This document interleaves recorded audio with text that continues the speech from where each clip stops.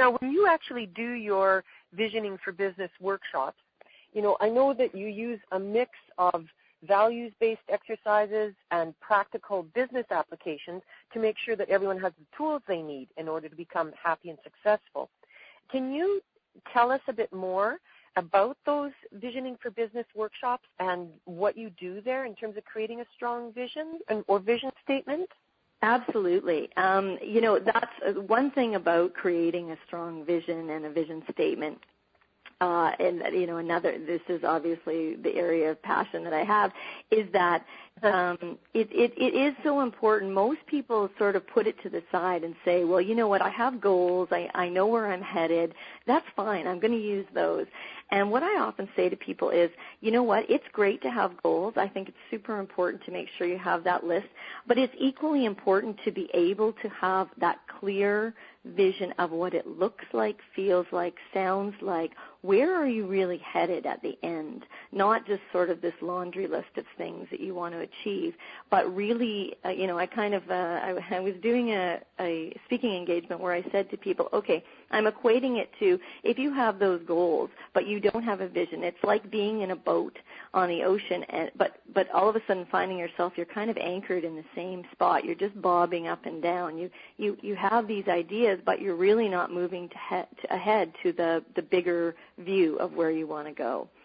So creating that strong vision, being able to work through and say to yourself, okay, what really matters to me?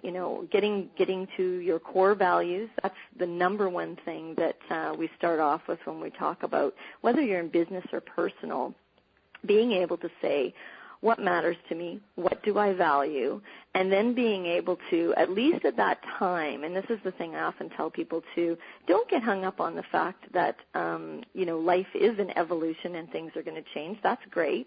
But at that moment, if you had to start to talk about what the list is of core values and everything, what do you value most? And now put it in some sort of an order so that when that moment comes that you have to make those tough decisions or you really are deciding, what the fork in the road is telling you as far as which path you head on, that it's very, very clear where you're going.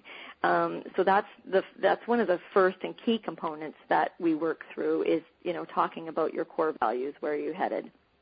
The other thing that happens too when we're working on creating the vision statement and really what your path is going to look like is going to things like defining moments.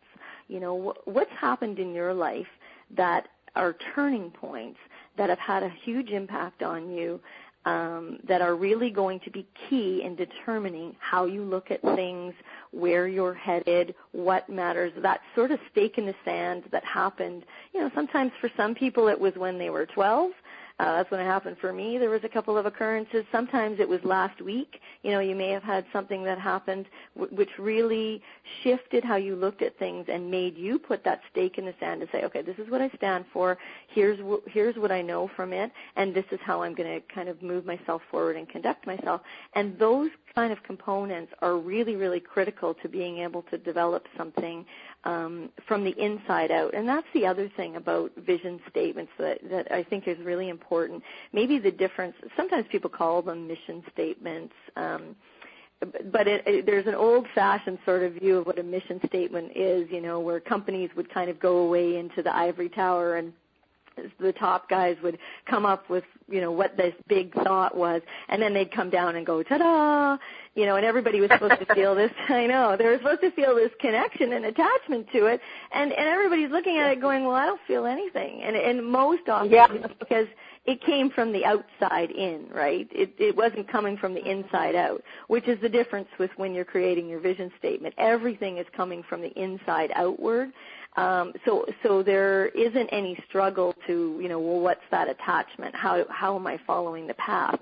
It's already there. It's just recognizing what those elements are and then putting them in place so that you can really see what that is and how that moves back to where you want to go.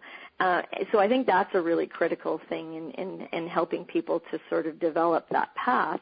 And the big thing that I often say to people, too, is that vision statements, those components that you are pulling from yourself and really putting at the forefront, again, whether it's for personal or for business, but, particularly in the business side of things, they act like a GPS.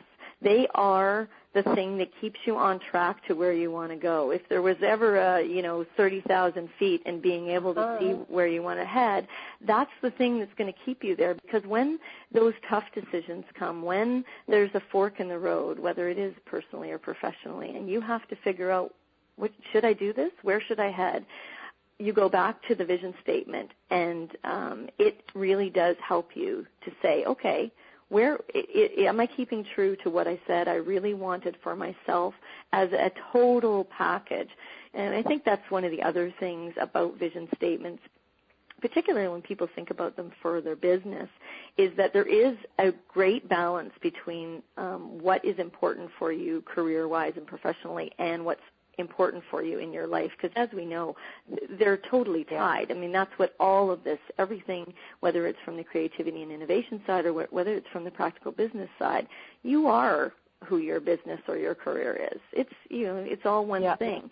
But the problem is, I think sometimes people have a tendency to separate those things out, and that's where we start to get into trouble, when we don't sort of see it as one continuous whole. And that's why when you do have the statement and it is acting as your GPS, whatever those questions are, those forks in the road, you are able to sort of say, yeah, okay, you know what, this is the right decision.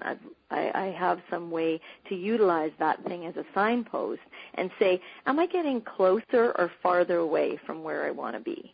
And I think that's that's one thing that I've seen again and again, whether it's in a bigger environment, bigger corporate environment, or whether it's just for yourself in your own business. Being able to have that signpost and say, yes, I'm headed in the right direction, and then to be able to help the other people around you to be able to stay on track as well. So even when we have our own businesses where maybe we don't have any direct employees, but we have other people that are somehow entrenched or attached to our business, so it can be from a vendor standpoint, or they're people, clients, all those other things. For them to be able to sort of clearly understand where we're headed is a huge, huge help in being able to move themselves and yourself forward. It's amazing what happens. Right. The kind of connections and engagement that starts to occur when people feel the clarity that you have, you can't even put a price on that, because that really is the best part of things. That's when the energy part of it, and everybody's saying, hey, I really get this. What can I do to help you? And you're saying, that's great. Let me see what I can do to help you as well. I think that's when things really start to move ahead, and things that you maybe didn't expect also start to occur. Right. And that's the creative process, isn't it? That's when the illogical and the irrational start to kick in, and it becomes even bigger sometimes than you originally visioned. Yeah, I think that's true. And one of the things that just kind of comes to mind, too, we were talking, getting into that idea of connecting with all those other people and being able to move things forward, is that idea that, no one is alone. No one should think of themselves as this lone ranger, particularly when you're in your business side of things. I think we have a bit of a nasty tendency in Western culture to say, in order to be successful, I have to do it alone. I'm going to just go out there and I'm going to put my head down and I'm going to do this on my own. And the truth is that it's totally the opposite.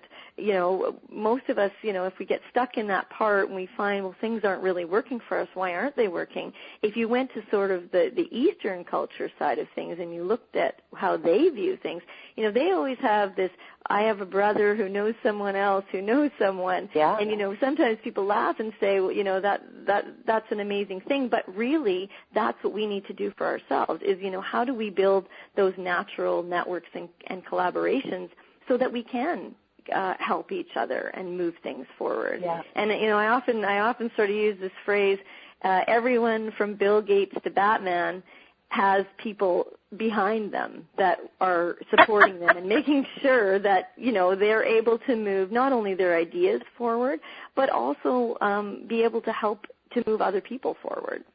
None of those things happen by mistake. If anything, it's the fact that when you start to surround yourself with all those great people and they see what your vision is, that there becomes that, next phase of, okay, that's great, I get it. Now let's see how we can help each other. And that's the part that excites me all the time about whether it's in your personal or professional. It's being able to take all those your thoughts and that creativity and innovation and what you really do at the base of things and move it to that next level.